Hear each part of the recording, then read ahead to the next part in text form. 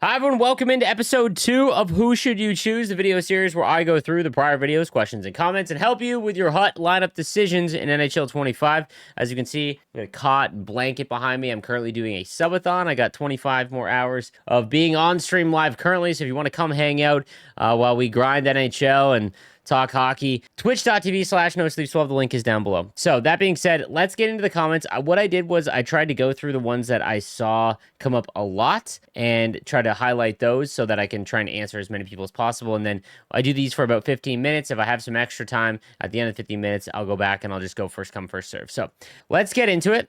First one on the docket. Zazu says, I have 700,000 coins. What do I target with that set/players? I have 5 base X factors and also working towards team builders. So a lot of people have more coins than they've ever had, even if you didn't spend any money on the game. What I am doing is I am selling everything that I have that is tradable because we are about to experience one of the craziest market days that we've ever seen. The economy entirely of how HUT operates and everything that we've known about how HUT works over the last 7 years is now completely changed. We have no idea because the way that we receive rewards is now no longer everyone gets packs on Wednesdays and Thursdays. It's they get packs as you play, which means there's no giant dump of cards going into the market on one day. It's long and drawn out. So I'm selling everything because right now there is not enough cards on the market to support the sets required and the cards that you chase after. So until we see the first event, because then we've got MSPs that we can chase after, and those are normally cheaper. If those are the cost of like team builders right now, which is about 300,000 coins, I don't know what we're going to do. We'll have to wait and see, but if the market doesn't come down, then that means that we didn't get enough rewards in the XP path, and we didn't get enough packs in the store that actually give us cards that we need to use for sets. I talked about that in my prior video. Another big issue that just lack of rewards during early access, which makes sense. I actually don't, I can understand why they limited rewards in early access. But because we have early access having limited rewards, in the store, all of the packs are geared toward 80 and above cards. We don't need 80 and above cards right now. We need 75 and above cards. So until there's packs that give us 77 and above NHL player items, like 15 of them for like 500 points, which is like roughly what it was last year, we're not going to see a huge crash in the market. But we'll wait and see. If the XP path is a banger, who knows, right? So I'm selling everything tradable, literally everything. I want nothing tradable. It has to come down in price, and if it doesn't, we're cooked. So there it is. SNC says, hey, Slaves, another year, man. Let's go. I can't see in any world where the XP path is anywhere as good as our weekly rewards. With that said, I like how I don't need to grind HUT like it's a second job.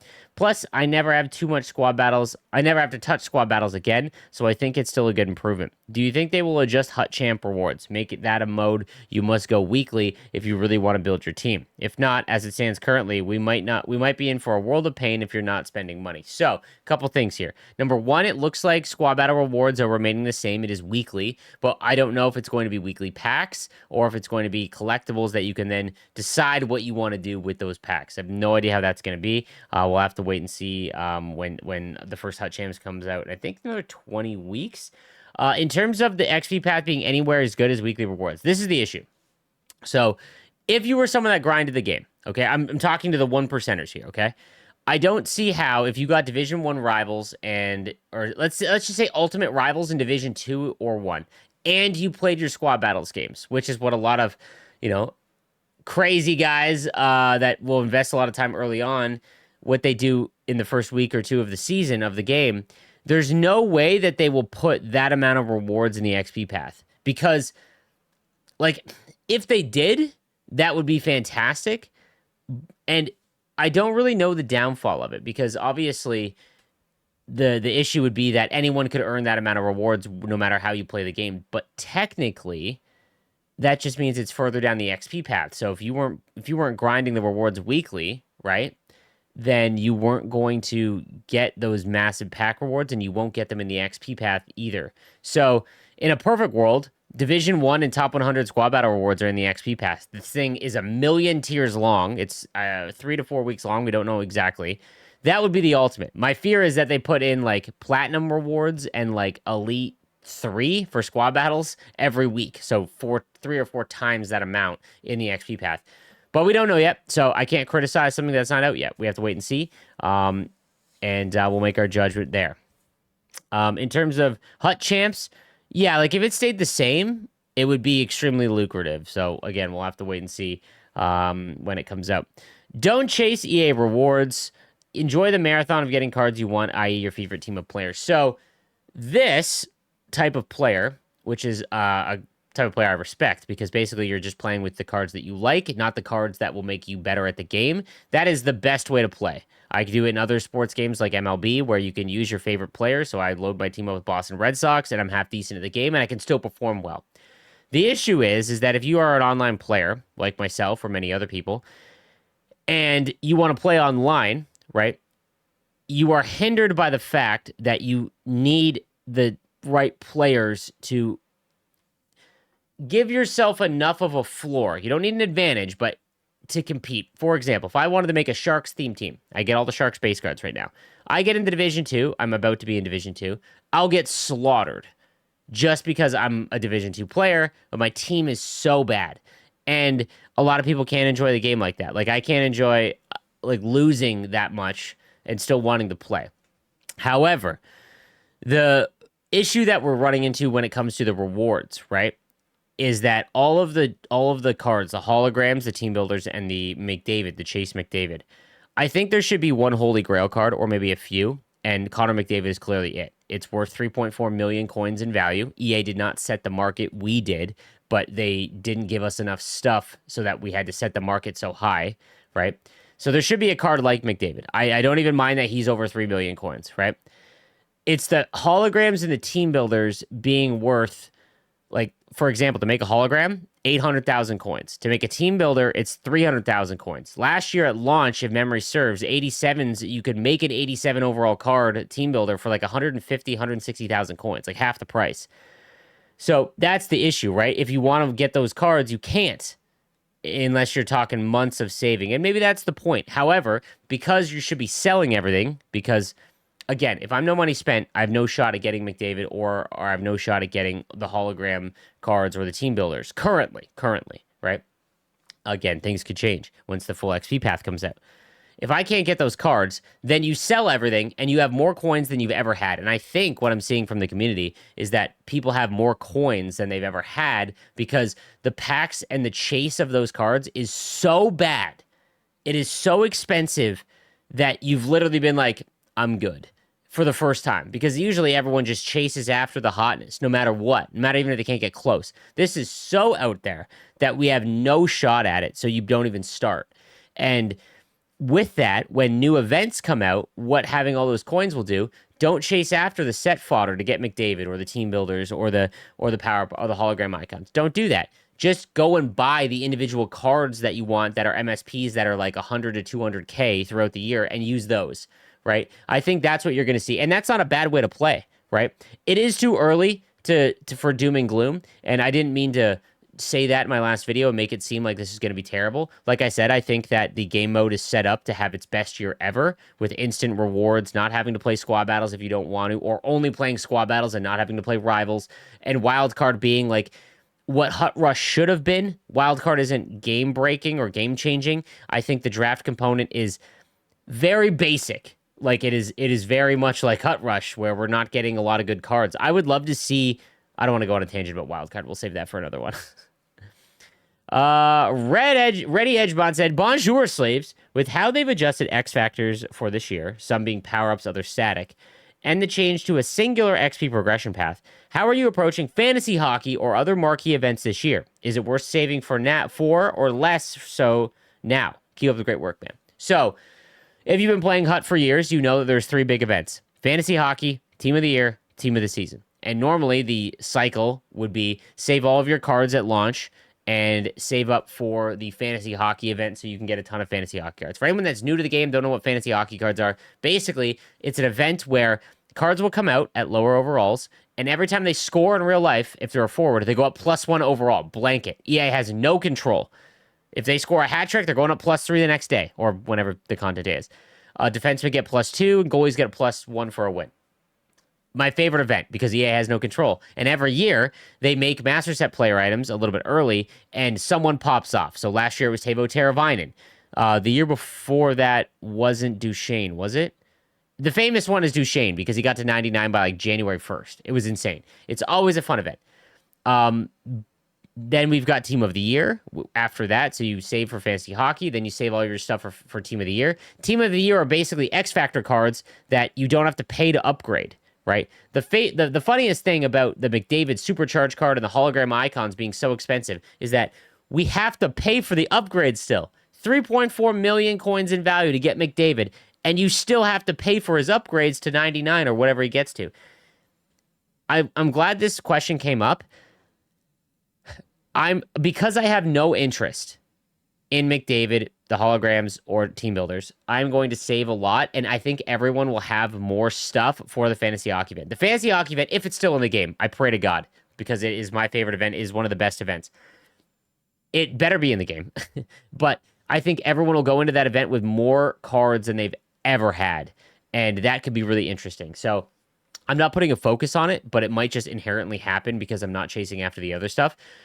If nothing changes, the rewards in the XP path aren't lucrative enough and they don't put enough cards, not even lucrative enough, if they don't put enough cards in the market, that's the important thing. It's not even the rewards that we're getting. It's if they don't put enough cards in the market for us to use, then we're in a lot of trouble. And I would rather save everything for Team of the Year. And if Team of the Year works the same, where upgrades are free when new cards come out. So if a 90 Team of the Year McDavid comes out, and then 2 weeks later a 92 McDavid comes out, you get the 92 Team of the Year card. It upgrades for free, for anyone that doesn't know.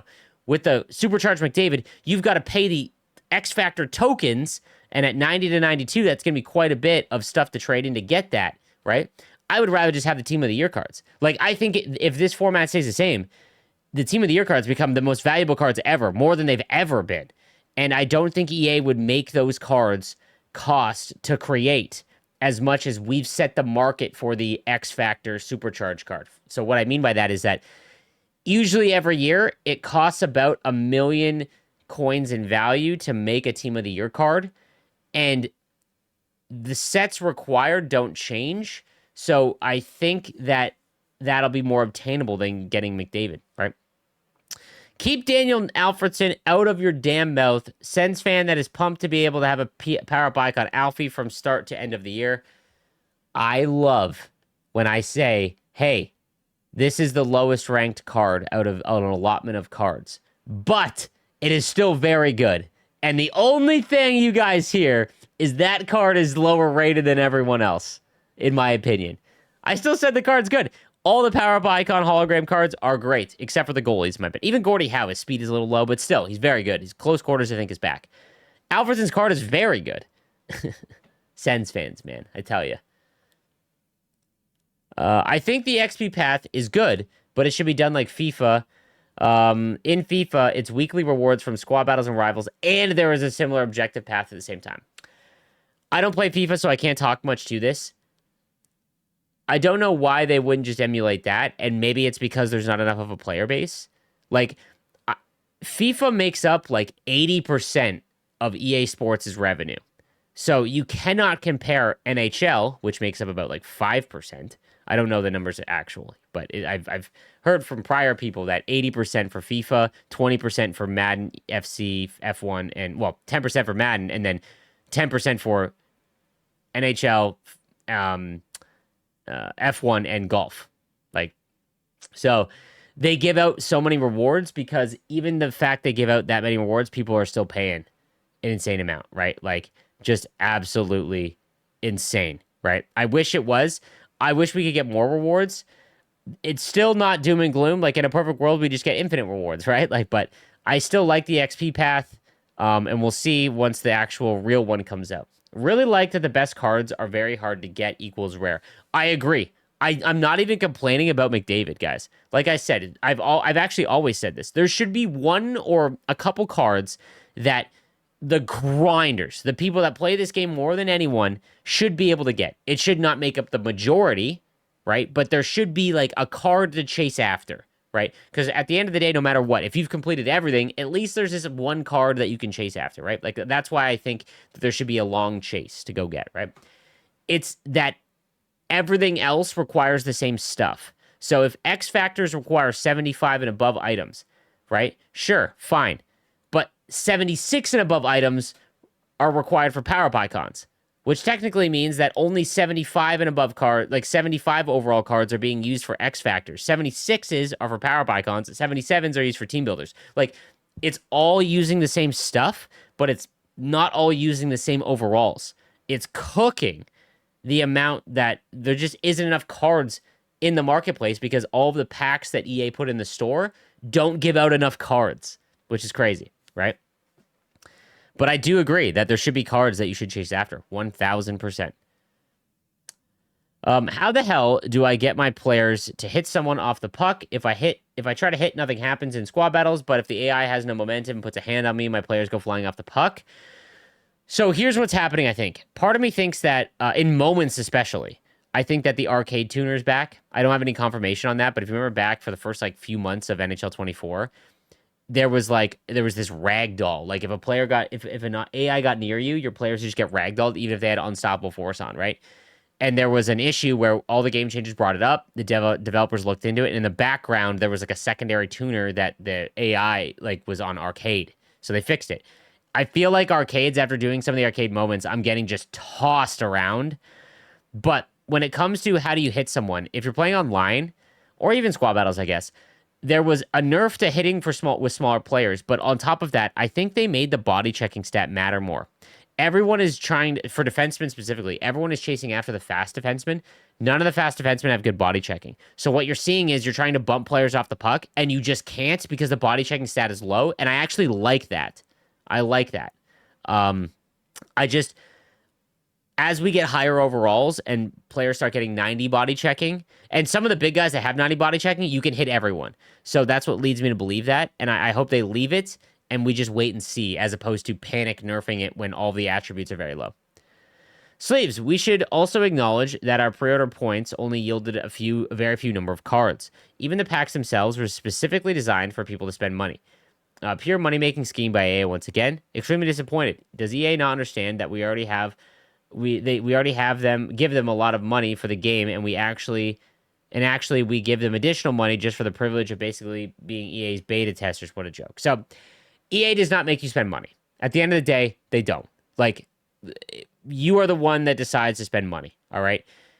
Now, if HUT is the game you enjoy the most and you can't get the same level of enjoyment that you have in years past, then there's an issue, and I think that we will run into that if there is not a change from EA.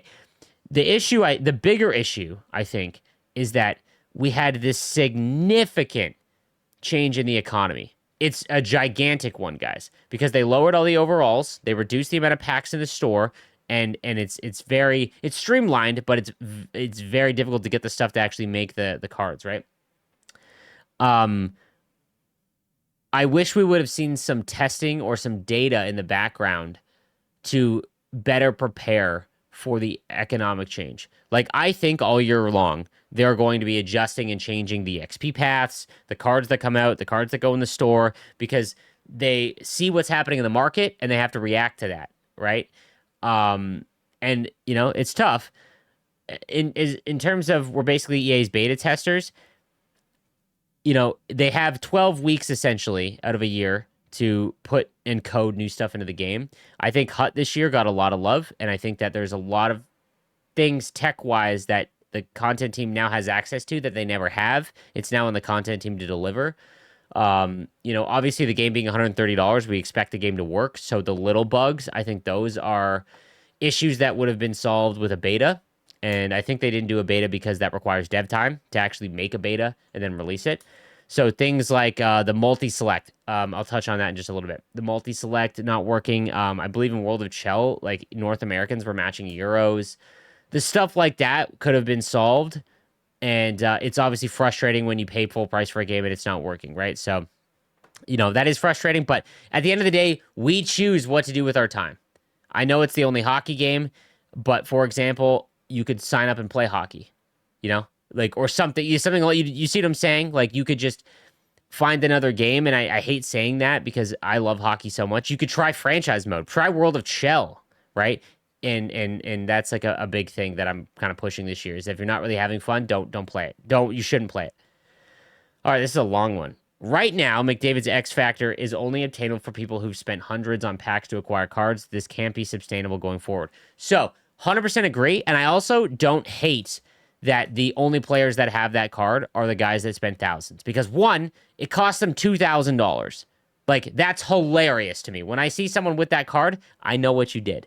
And I also don't like shaming anyone that spends money on the game because as long as you're very good financially and you are substituting time for money.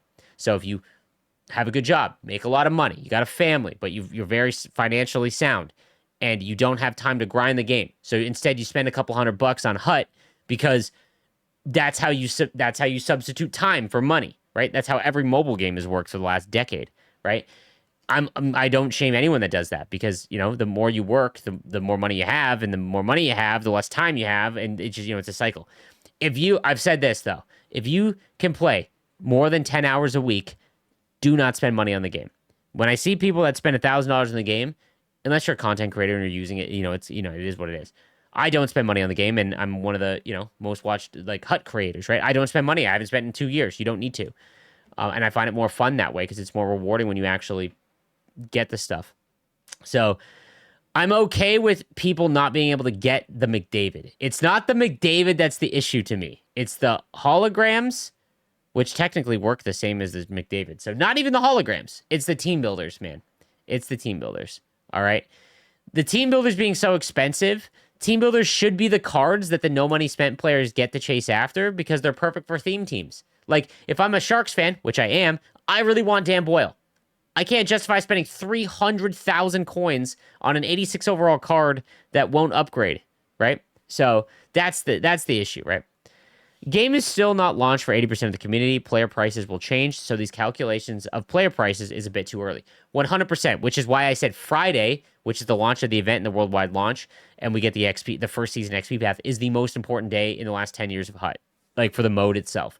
Because I 100% agree. 80% of the community hasn't even, I would say about 70% doesn't have the game yet.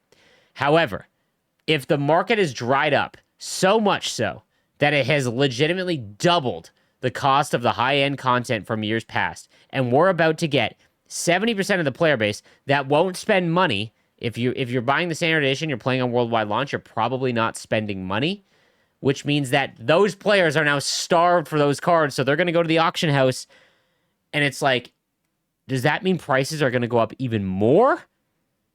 We'll have to wait and see, right? Like I said, it's just concerns. I'm laying out the concerns. I don't mean to say that the game is toast. I don't think it is. I think it has a lot of chances for it to be very good. What is the bonus pack at XP level 13 to 15? Base packs. They're capped in the early access so that people couldn't just grind and get infinite, have teams that are just insane. I know people that have played more than me, and I've been streaming for the last 40 hours, right? So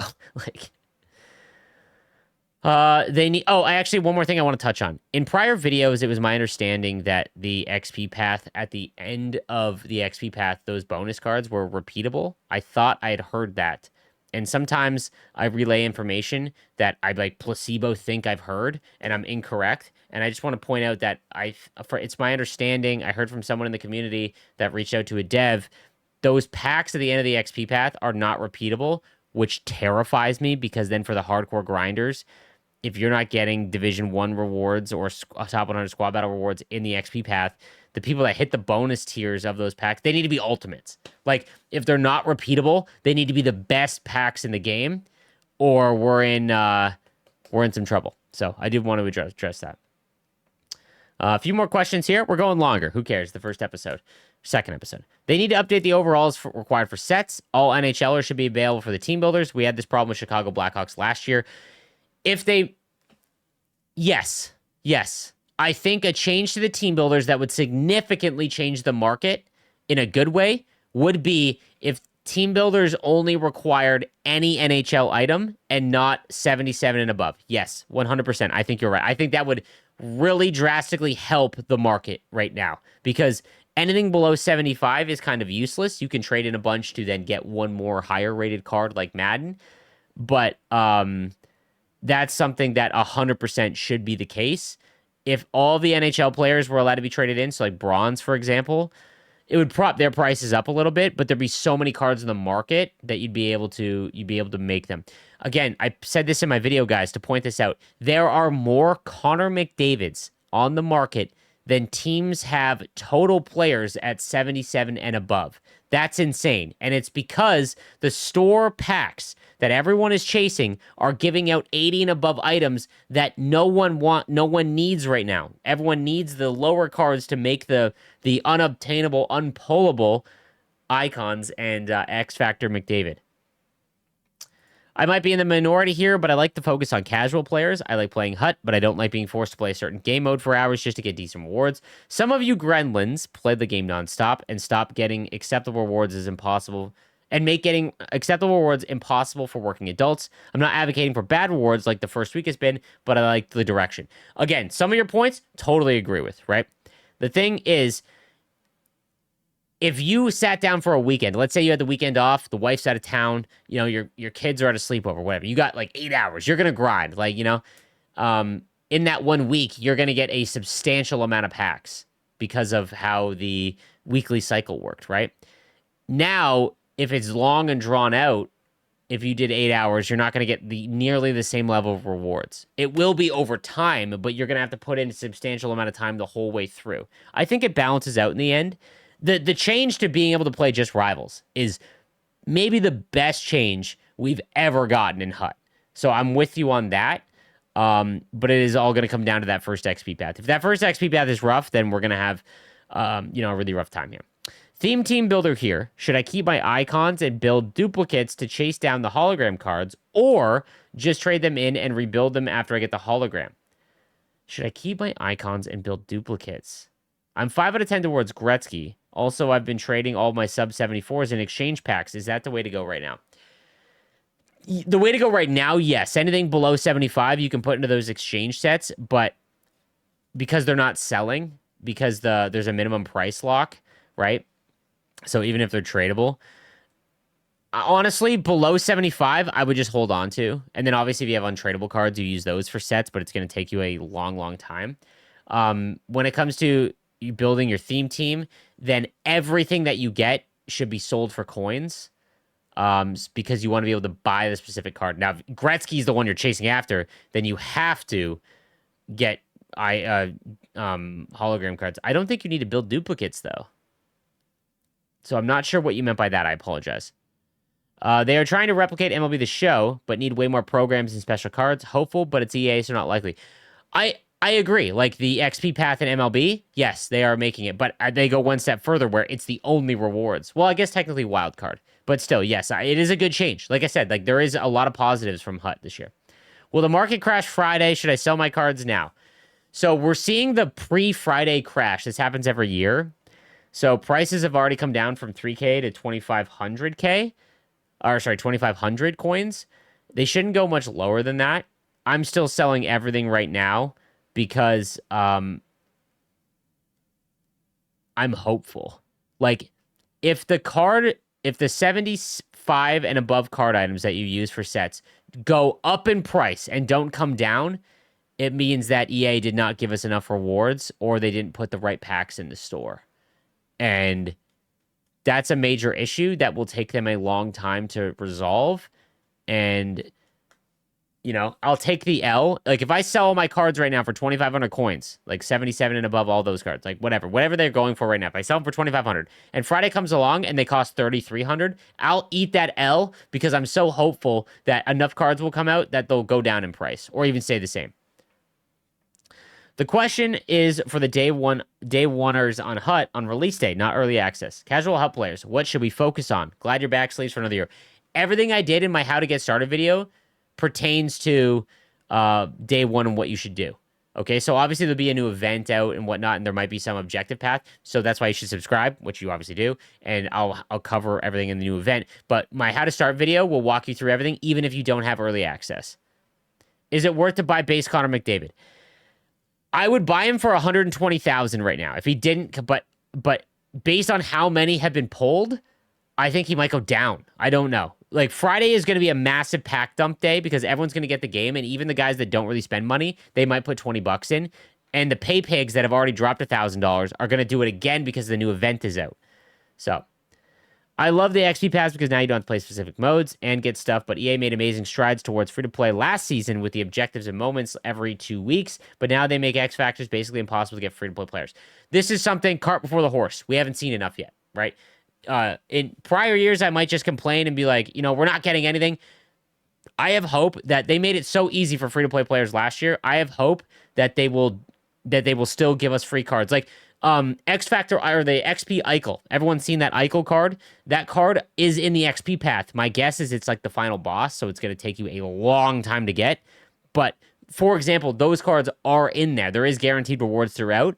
So I'm hoping that that's the case. What I would love is that those mode specific cards or like the objective cards where you had to grind objectives, which was so boring, but that's how you got the free cards. My hope is those cards are just in the XP path. I don't care how far down they are. I don't want to have to sit in squad battles and score 100 goals with the same player.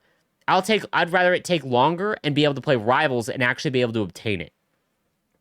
77s need to be roughly 1250, which means that 86 team builders are 120,000. I think that makes sense. I said that in my prior video. Everything needs to half. So the cards that are going for 3K need to go for 1,500, and the cards that are going for like 2,000 need to go for 1,000. And if that happens, then the market's in a good spot. McDavid would cost just under 2 million, which is fair, which is roughly fair because that kind of lines up with what Yager and Gretzky or Lemieux and Gretzky were last year. And then team builders last year were like 150K, which would again line up.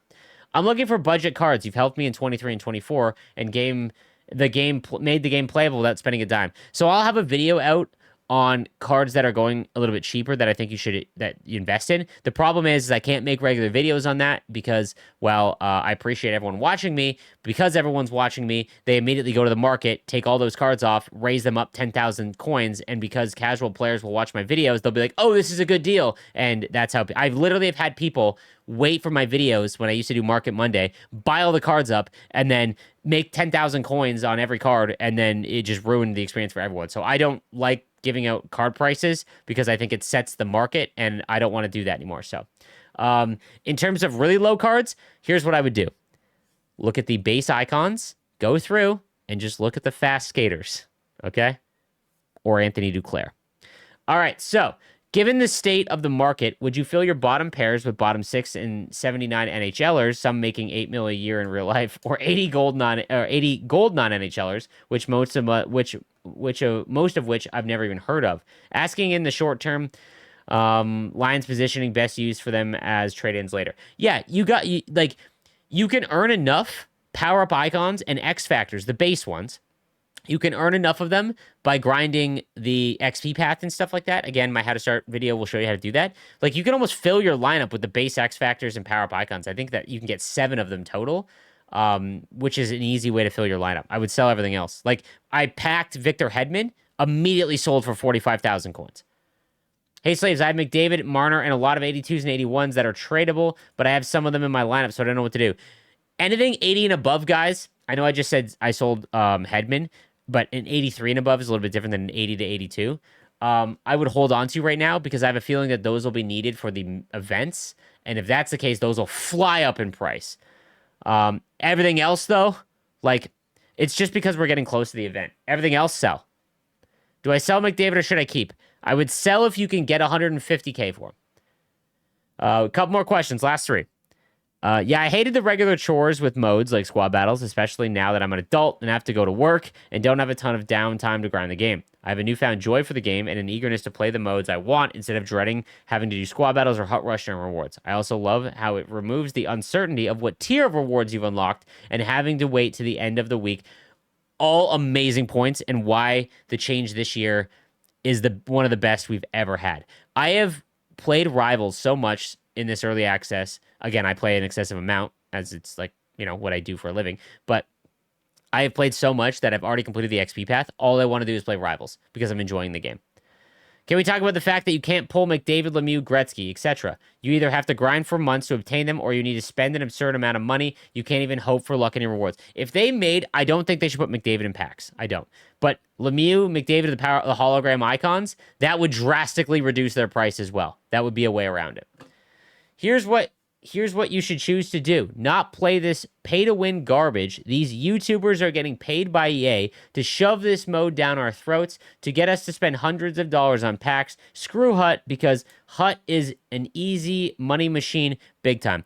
Brother, I wish I was getting paid by EA because that would be sick. Unfortunately, I don't. If you're referring to the fact that I got to go to the EA creator event, I'm not going to lie. I'm not going to feel bad that creators have made content for the game. We've developed communities, and EA has decided to reward us by sending us out there to kind of celebrate the launch of a new game and allow us to see some things behind the scenes. They didn't pay anything for us. They paid for our travel and whatnot there.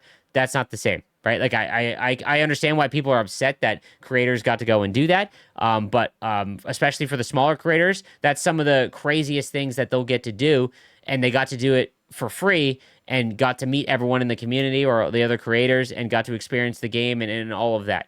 In terms of pay-to-win garbage, brother, I don't know where you've been the last 2 years. I haven't spent $1 on this game, and my entire channel revolves around helping you guys not spend money and get what you want. So I get you're mad. You shouldn't be mad at me. All right. I understand. You don't think in the background, I'm like, hey guys, the rewards are scuffed. Please fix. Right. Like, no one's making you pay for packs. No one's making you pay for packs. I feel no ill will towards people like this. I apologize if it upset anyone, but I feel no ill will. I am a no money spent. I have no money spent. I'm building my team with only Blues players this year. Oh, dude, you lucked out with Gretzky.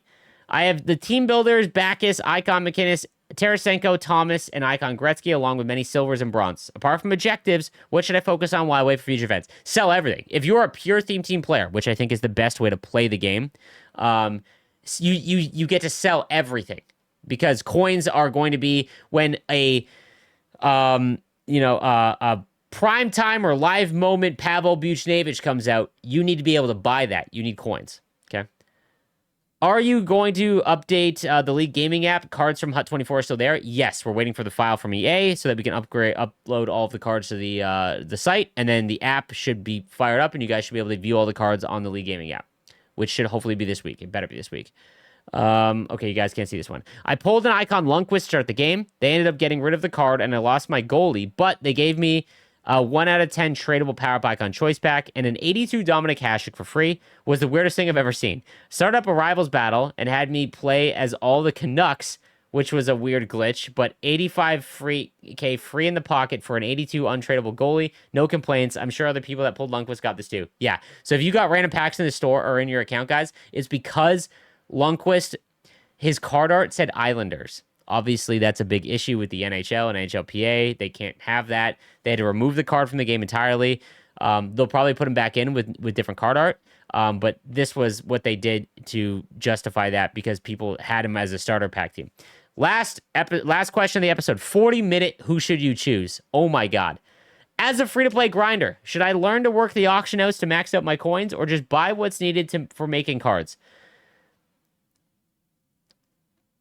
Playing the auction house in NHL is basic. You need to do that. You need to spend just as much time that you would be playing the game to work the auction house. I don't do that because I hate working the market. I hate sitting there for hours. In MLB, you can do mass buy and sell orders immediately, and you can set it and forget it. You can't in NHL. So as a free-to-play grinder, follow the channel. My first episode of No Money Spent will be up later today. So you can see exactly what I did with my No Money Spent team, and I'll point you in the right direction to give you the path of least resistance to get whatever cards you want.